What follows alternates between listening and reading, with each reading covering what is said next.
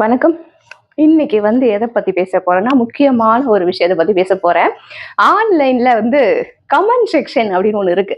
So அந்த comment செக்ஷன்ல நம்ம இஷ்டத்துக்கு என்ன வேணா கமெண்ட் பண்ணிக்கலாம். அதுவும் ஃபேக் ஐடியில இருந்து போனோம்னு வச்சுக்கோங்களேன், நம்ம என்ன வார்த்தை வேணா போட்டு கமெண்ட் பண்ணிக்கலாம். எவனும் கேட்க மாட்டான். ஸோ அந்த மாதிரியான ஒரு கலாச்சாரம் இப்போ நடந்துட்டு இருக்கு. ஸோ எனக்கு பர்சனலா அந்த மாதிரி ஒரு பாதிப்பு வர்ற வரைக்கும் நான் இதை பத்தி பேசணுமா அப்படின்னு யோசிச்சுட்டு இருந்தேன். ஸோ நம்மளுக்கும் ஒரு பாதிப்பு வந்ததுன்னு வச்சுக்கோங்களேன், நம்ம தலைவருக்கு சப்போர்ட் பண்ணி ஒரு வீடியோ போட்டோம். போட்ட உடனே ஈசல் வரும் இல்லையா, அந்த லைட்டை பார்த்த உடனே அந்த ஈசல் பூச்சிகள்லாம் நிறைய வரும் இல்லையா, ஸோ அந்த மாதிரி ஒரு படையே அப்படி வந்துச்சு. அவங்களுக்கு தெரிஞ்சதெல்லாம் என்ன அப்படிங்கறத தான் நான் இப்போ பேச போறேன். ஃபேக் ஐடிஸ்ல இருந்து நிறைய கமெண்ட் பண்றாங்களே சிலர், குறிப்பா சொல்லணும்னா விஜய் ரசிகர்கள். சோ அவங்க தான் மேக்சிமம் இந்த வேலையை பாக்குறாங்க. விஜய் அவர்கள் இதை நிறைய ஒரு டீமே வச்சு பண்ணிட்டு இருக்காரு அப்படிங்கிறது நம்மளுக்கு நல்லாவே தெரியும். நிறைய பேர் என்ன சொல்றாங்க, விஜய் ஏன் இதை கண்டுக்க மாட்டேங்கிறாரு, விஜய் இவங்களை கண்ட்ரோல் பண்ணலாம்ல அப்படிலாம் சொல்றாங்க. இதுக்கெல்லாம் பண்ண சொல்றதே விஜய் தான். அவர் எப்படி இதெல்லாம் நிறுத்த சொல்லுவாரு, இது உங்களுக்கு புரிய மாட்டேங்குது. அவர் அந்த டீமை மெயின்டைன் பண்றதே விஜய் தான். ஸோ அவர் தான் சொல்லியிருப்பாரு, இந்த மாதிரி விஐபிஸ் இந்த செலிபிரிட்டி எல்லாம் கேவலமா மீம்ஸ் போடுங்க, இந்த மாதிரி யாருன்னா நம்மளை எதிர்த்து கேள்வி கேட்டாங்கன்னா அங்க போய் நீங்க இந்த மாதிரி எல்லாம் நீங்க கமெண்ட் பண்ணுங்க. நம்மளை எதிர்த்து கேள்வி கேட்கறாங்க யாரா இருந்தாலும் பரவாயில்ல, அவங்க சின்னவங்களா இருந்தாலும் பரவாயில்ல, பெரியவங்களா இருந்தாலும் பரவாயில்ல, பொண்ணா இருந்தாலும் பரவாயில்ல, பையனா இருந்தாலும் பரவாயில்ல, அவங்கள நீங்க கெட்ட வார்த்தையில கமெண்ட் போட்டு திட்டுங்க. இதுக்காக நீங்க நிறைய ஃபேக் ஐடிஸை கிரியேட் பண்ணி வச்சுக்கோங்க. ஸோ அந்த ஐடிக்கெல்லாம் எங்க சைட்ல இருந்து பேமெண்ட் வந்துடும். ஸோ நீங்க பண்ண வேண்டிய வேலை இவ்வளவுதான் அப்படின்னு சொல்லி ட்ரெயின் பண்ணி அனுப்புறதே விஜய் தான் அனுப்புறாப்ல. ஸோ நம்ம என்ன பண்றோம், விஜய் ரசிகர் இந்த மாதிரிலாம் கமெண்ட் பண்றாங்களோ, ஏன் விஜய் இதெல்லாம் கேட்க மாட்டேங்கிறாரு அப்படின்னு சொல்லிட்டு ஒரு கூட்டம் ஆதங்கப்பட்டுக்கிட்டு இருக்காங்க. ஆதங்கப்படலாம் தேவையில்லை, மூலம் காரணமே அவங்கதான். அவங்க கேட்கலாம் மாட்டாங்க, இதெல்லாம் பார்த்து என்ஜாய் பண்ணுவாங்க. நம்மளுக்கு தெரியும் நம்ம தலைவருடைய படம் ஃபிளாப் ஆயிருச்சுன்னு சொல்லி அவங்க பார்ட்டி வச்சு கொண்டாடின ஒரு உயர்தரமான ஒரு கேரக்டருக்கு சொந்தக்காரர் தான் விஜய். அதாவது என்ன அப்படின்னா, நம்பர் 1 இடத்துல ஒருத்தர் இருக்காரு, அவருடைய படம் சரியா போகல, அது ஃபிளாப் கிடையாது, ஆனா எதிர்பார்த்த அளவு லாபம் வரலன்னு ஆனா சொல்லலாம். மற்ற மொழிகள்ல அது நல்லாவே போச்சு, தமிழ்ல தான் போகல அப்படின்னு சொல்லி ஒரு பிம்பத்தை இவங்க கிரியேட் பண்ணிட்டாங்க. சரி, அவங்க கிரியேட் பண்ணது அப்படியே இருக்கட்டும், அப்படியே வச்சுப்போம். சோ நம்பர் 1 இடத்துல இருக்கிற ஒருத்தர் அவருடைய படம் ஃபிளாப் ஆயிடுச்சு அப்படிங்கிறதுக்காக நீ பார்ட்டி வச்சு கொண்டாடுறேன்னா உன்னுடைய கேரக்டர் என்ன மாதிரி இருக்கும்? சரியா? சோ நம்ம வெற்றியை நம்ம கொண்டாடலாம், நம்ம வெற்றி எப்படி வேணா கொண்டாடலாம், அதுக்கு லிமிட்ஸே கிடையாது. நான் லைஃப்ல வெற்றி பெற்று விட்டேன், நான் நினைச்ச விஷயத்துல நான் வெற்றி பெற்றுட்டேன் அப்படின்னு கொண்டாடுறது வேற. 2 பேர் போட்டி போட்டுக்கிறாங்க, அதுல நான் வின் பண்ணிட்டேன் அப்படின்னு கொண்டாடுறது வேற. இன்னொருத்தர் அவர் கொஞ்சம் சறுக்கு நாக்குல அவ்வளவுதான் கீழே விழுந்துட்டாரு, இனிமே அவர் எந்திக்கவே மாட்டாரு, இவர் எந்திக்க முடியாது, அவர் எந்திக்க விடாம நான் பண்ணிடுவேன் அப்படி இப்படின்னு அந்த மாதிரி நினைச்சு பார்ட்டி கொண்டாடுறது அப்படிங்கிற மைண்ட் செட் அந்த கேரக்டர் ரொம்ப கேவலமான ஒரு கேரக்டர். சோ அந்த கேரக்டர் தான் விஜய் அவர்கள் அப்படிதான் அப்படிங்கிறது எல்லாருமே தெரியும், ஊருக்கே தெரியும். நான் சொல்லல, நான் கதை கட்டல, இதெல்லாம் ஊருக்கே தெரிஞ்ச உண்மைகள். சோ அதை நம்ம சொல்றதுல எந்த தப்பும் கிடையாது. இதை தாண்டி பார்த்தோம் அப்படின்னு சொன்னா, விஜய ஃபர்ஸ்டுக்கு கொண்டு வரணும் அப்படிங்கிறதுக்காக இந்த இப்ப ரூட் மாஃபியா அப்படின்னு சொல்றோம்ல, இது ஆரம்ப காலகட்டத்தில இருந்தே விஜய் ரன் பண்ணிட்டு தான் இருக்காரு. எதுக்காக அவர் யூஸ் பண்றாரு அப்படின்னா, இவருக்கு ஆப்போசிட்டா எந்தெந்த ஹீரோஸ் வர்றாங்களோ அவங்களுடைய பாடல்களை எங்கேயும் ஒழிக்க விடாம பண்றது, அவங்களுடைய படங்களை மொத்தமா டிக்கெட் வாங்கி யாரும் பார்க்க விடாம பண்றது, இந்த மாதிரி வேலைகள்லாம் நிறைய பண்ணிருக்காரு. இதுக்கெல்லாம் நிறைய நியூஸ் எல்லாம் வந்திருக்கு. அதெல்லாம் ஆதாரம் வேணும்னா கூட நான் எடுத்துட்டு போடுவேன். ஏன்னா விஜய் ரசிகர்கள் பண்ற வேலை அப்படி. அதனால நான் இதெல்லாம் பண்ணலாம் அப்படின்றத யோசிச்சிருக்கேன். சோ அந்த நியூஸ் பேப்பரை எல்லாம் எடுத்துட்டு நம்ம பார்த்தோம் அப்படின்னு சொன்னா, எந்தெந்த நடிகர்களுடைய வாழ்க்கைய விஜய் கெடுத்திருக்காரு அப்படிங்கறத நம்ம ஒரு லிஸ்ட் போட்டு சொல்லிடலாம். சோ இப்படிதான் அவர் ஒரு படியா ஏறி ஏறி ஏறி ஏறி மேல வர்றாரு. கடைசி நம்ம தலைவர் அவரால் டச் பண்ண முடியல, அதுதான் உண்மை. அது அவங்க அக்செப்ட் பண்ணிக்க மாட்டாங்க, நாங்க தான் நம்பர் 1 அப்படி இப்படின்னு அவங்களுக்கு தான் பொய்களை பரப்புறது சகஜமான ஒரு விஷயமாச்சு. சோ அவங்க சொல்லிட்டு போட்டோம், அதை நம்ம பெருசா எடுத்துக்க வேணாம். நம்மளுக்கு தெரியும் தலைவருடைய கண் அசைவுக்கு தமிழகத்துல என்ன மாதிரியான விஷயங்கள் இன்னைய தேதியிலயும் நடக்குது அப்படிங்கிறதும் சமீபத்துல நம்ம பார்த்துட்டு இருக்கோம். தலைவர் கொஞ்சம் வருத்தப்பட்டு பேசின ஒரு விஷயத்துக்கே தமிழ்நாட்டுல எத்தனை பேர் அவருக்கு ஆதரவா திரண்டு வந்தாங்க அப்படிங்கிறது சமீப காலங்கள் இந்த ஒரு வாரத்துல நம்ம சோசியல் மீடியால பாக்குறோம். சோ தலைவருக்குமே புரிஞ்சிருக்கும் நம்ம ரசிகர்கள் அப்படியேதான் இருக்கிறாங்க, நம்மளும் ரசிகர்கள் மேல பிரியமா தான் இருக்கும். ஆனா நம்மளுக்கும் ரசிகர்களுக்கும் இடையில இந்த ரூட் மாஃபியா அப்படிங்கிறது ஒரு மாயையான ஒரு சுவரை உருவாக்கி வச்சிருக்கு அப்படிங்கிறது ரசிகர்களுக்கும் புரியுது, தலைவருக்கும் புரியுது. ஆனாலும் இவங்க விளையாண்டுகிட்டு இருக்காங்க, நாங்க தான் அப்படின்னு குறிச்சு விளையாண்டுகிட்டு இருக்காங்க. விளையாண்டுட்டு போட்டோம், அதுதான் அவங்களுக்கு சந்தோஷம்னா விளையாட்டு போட்டோம். அதை பத்தியெல்லாம் யாருங்க கேட்க வரல. நான் வந்து சொல்ல வந்தது என்ன அப்படின்னா, இந்த விஜய் வந்து விர்ச்சுவல் வாரியர்ஸ் அப்படின்னு சொல்றாரு இல்லையா? ஆனா விர்ச்சுவல் வாரியர்ஸ் அப்படிங்கிற பேர்ல அவங்க யார வந்து மீன் பண்ணி சொல்றாங்க அப்படிங்கறத தான் நான் இங்க வந்து தெளிவா சொல்ல போறேன். ஆக்சுவலி இந்த விர்ச்சுவல் வாரியர்ஸுக்கு இப்பவே வந்து சமூக வலைதளங்கள்ல உண்மையான பெயர்கள் எல்லாம் சொல்லிட்டாங்க. விர்ச்சுவல் அபியூசர்ஸ், விர்ச்சுவல் ஜோம்பிஸ், அதுக்கப்புறம் வந்து இன்னும் நிறைய பேர்கள் இருக்கு. உங்களுக்கு கூட வேற ஏதாவது பேர்கள் தெரிஞ்சா சொல்லுங்க. ஏன்னா வந்துட்டு சோசியல் மீடியால பார்க்கும்போது அந்த மாதிரி பேர்கள்ல தான் அவங்களை டினோட் பண்ண வேண்டியிருக்கு. நான் கூட ஆரம்ப காலத்துல வந்துட்டு விஜய் ரசிகர்களை வந்து ஜாம்பிஸ் மாதிரி கிரியேட் பண்ணி போற மீம்ஸ்க்குலாம் வந்து லைக் பண்ண மாட்டேன். ஏன் அப்படின்னா இவங்க இவ்வளவு மோசமா இருப்பாங்க அப்படிங்கிறது அப்ப எனக்கு தெரியல.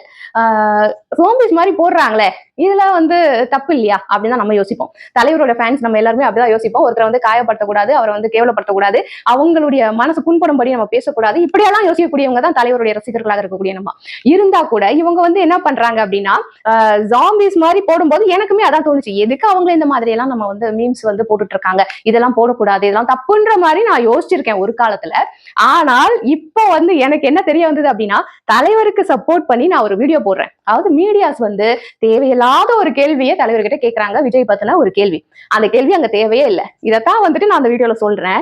அந்த வீடியோ நான் அப்லோட் பண்ண உடனே வந்தாங்க பாருங்க, அப்படியே நான் சொன்னேன்ல, இந்த லைட்டை பார்த்தோன்னே வந்துட்டு ஈசல் எல்லாம் எங்க இருந்து தான் வரும் தெரியாது, பறந்து பறந்து வரும் இல்லையா? சோ அந்த மாதிரி இந்த ஜோம்பிஸ் எல்லாம் வந்துட்டாங்க. அப்பதான் இது வந்து கரெக்ட், இவங்களுக்கு ஜோம்பின்னு பேரு கொடுத்தது கரெக்ட் தான் அப்படிங்கிறது எனக்கு புரிஞ்சுது. ஏன்னா பர்சனலா வந்து பட்டுட்டேன்ல, அதனால எனக்கு புரிஞ்சுது. சோ இவங்க எல்லாம் ஜோம்பிஸ் தான் அப்படின்னு சொல்லிட்டு நானுமே முடிவு பண்ணிட்டேன். ஏன் நான் இப்படி சொல்றேன் அப்படின்னா, இவங்க நிறைய ஃபேக் ஐடிஸ் வச்சுக்கிறாங்க. ஃபேக் ஐடிஸ்ல இருந்து இவங்க வந்து போடக்கூடிய கமெண்ட்ஸும் வந்து பாத்தீங்க அப்படின்னு சொன்னா ஒரு சர்டன் பேட்டர்ன் இருக்கு இவங்களுக்குன்னு. சோ அந்த பேட்டர்ல கமெண்ட் போடுறாங்கன்னா அவங்க விஜய் ரசிகர் அப்படிங்கறத நம்ம புரிஞ்சுக்கலாம். ஒண்ணு ஃபர்ஸ்ட் என்ன அப்படின்னா, ஃபேக் ஐடியில இருந்து தான் இவங்க வருவாங்க, ஒரிஜினல் ஐடியில இருந்து வரமாட்டாங்க. சோ ஃபேக் ஐடியில இருந்து வந்து கமெண்ட் போடுவாங்க. ரெண்டாவது வந்து என்ன அப்படின்னா, எவ்வளவு கேவலமான வார்த்தைகளை போட முடியுமோ, அது வந்து பையனா இருந்தாலும் சரி, பொண்ணா இருந்தாலும் சரி, இல்ல பெரியவங்களா இருந்தாலும் சரி, சின்னவங்களா இருந்தாலும் சரி, எவ்வளவு கேவலமான வார்த்தைகள், கெட்ட வார்த்தைன்னு சொல்றோம் இல்லையா தமிழ்ல.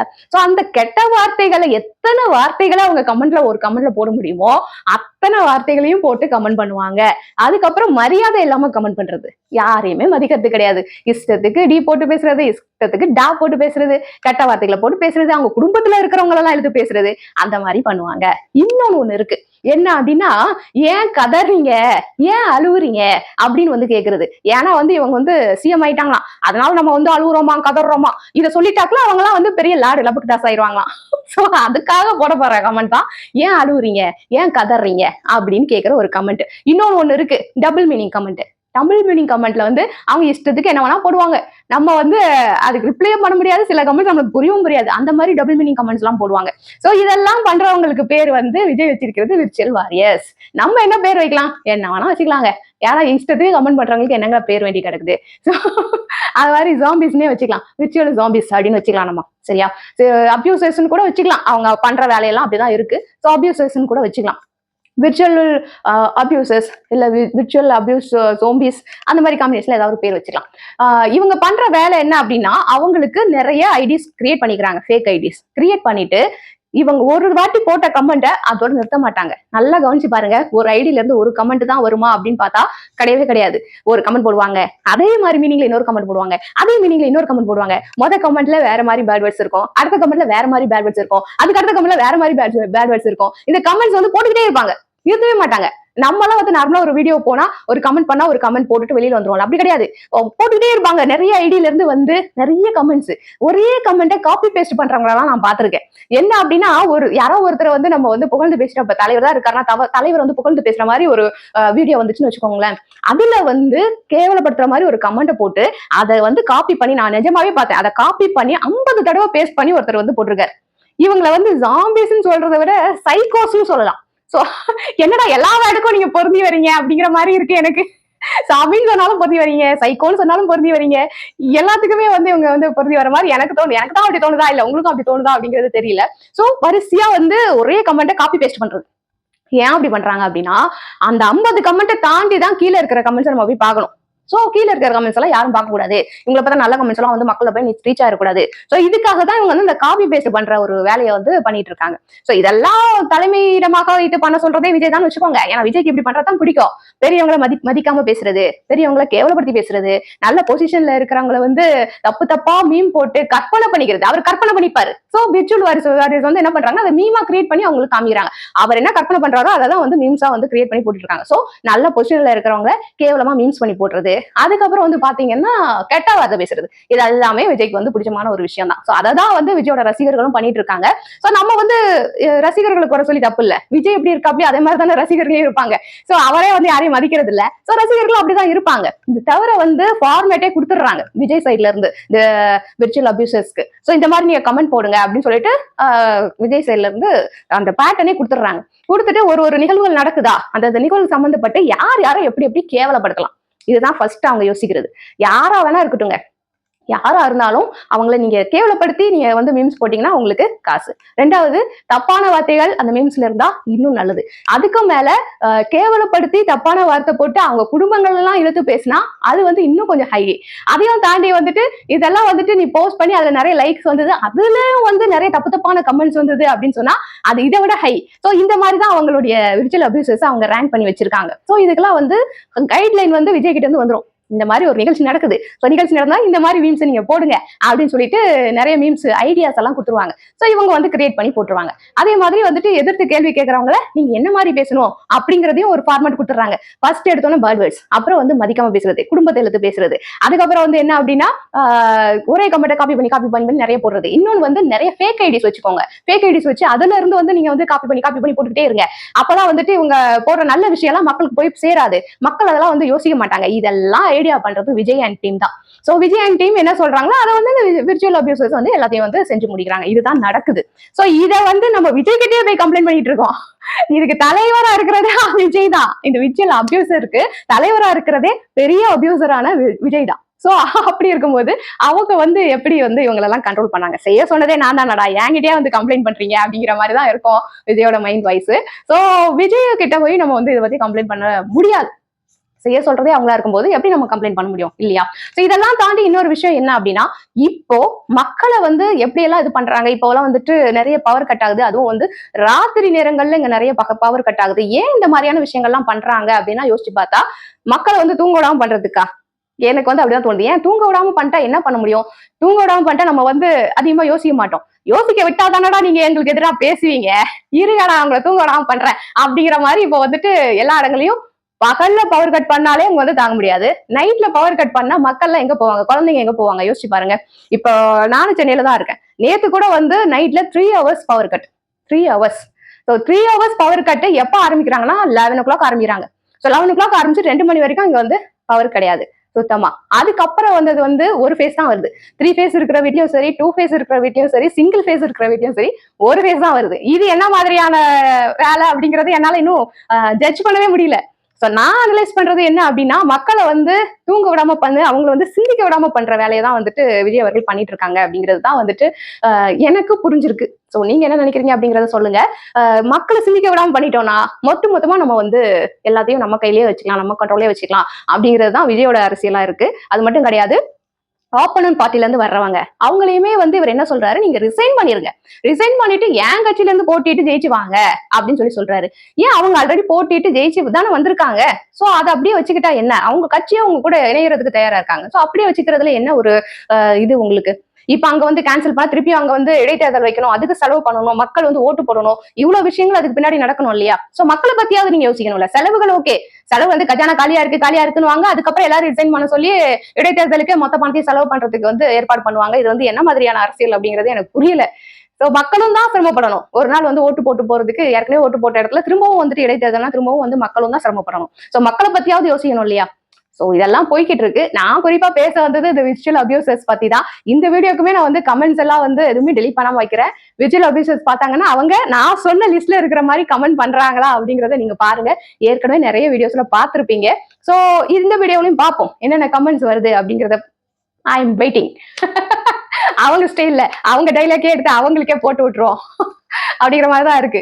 ஏன்னா வந்துட்டு இப்ப சமீப காலங்கள்ல திமுகவை என்னெல்லாம் சொல்லி அவர் வந்து திட்டினாரோ அது எல்லாத்தையும் அவரே பண்ணிக்கிட்டு இருக்காரு. ஏன்னா நம்ம டைலாக் நம்மளுக்கே சரியாவதே அப்படிங்கிற மாதிரிதான் இருக்கு. சோ அந்த மாதிரிதான் போயிட்டு இருக்கு. சோ வந்து விர்ச்சுவல் அபியூசர்ஸ் அப்படிங்கிறவங்க வந்து அதை வச்சு நடத்துறதே விஜய் தான். அது மட்டும் எல்லாரும் புரிஞ்சுக்கோங்க.